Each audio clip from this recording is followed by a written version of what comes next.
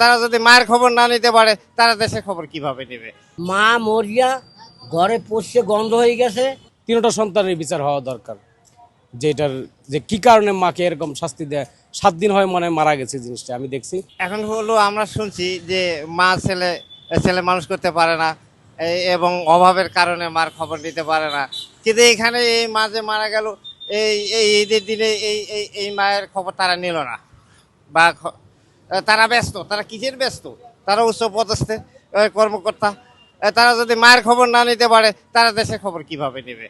অতএব এই উচ্চ পদস্থ তার থাকা উচিত নয়। আমার এই একটা দোকানের সামনে বললো মানুষে যে মা মরিয়া ঘরে পড়ছে গন্ধ হয়ে গেছে, কিন্তু তার ছেলে, এক ছেলে থাকে আমেরিকায়, আর এক ছেলে এখানে সচিব।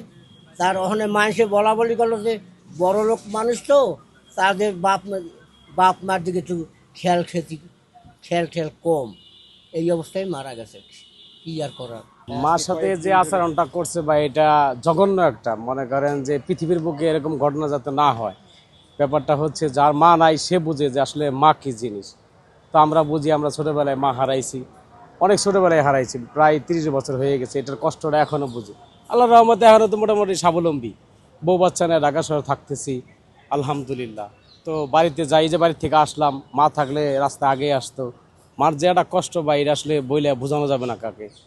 তো উনি হয়তো বা অনেক পরিশ্রম করে কষ্ট করে এই সন্তানগুলো মানুষ করছে।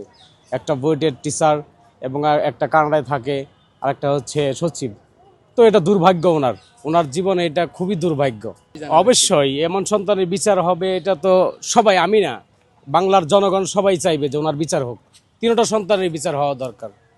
যেটার যে কি কারণে মাকে এরকম শাস্তি দেয়, 7 দিন হয় মনে হয় মারা গেছে, জিনিসটা আমি দেখছি। 7 দিন ডাস্টবিনের মতো একটা জায়গায় ওনারা হালায় রাখছে, বন্দি জীবন কাটাইছে, মারা গেছে, কেউ খুঁজও নেয় নাই। তো ব্যাপারটা হচ্ছে এই।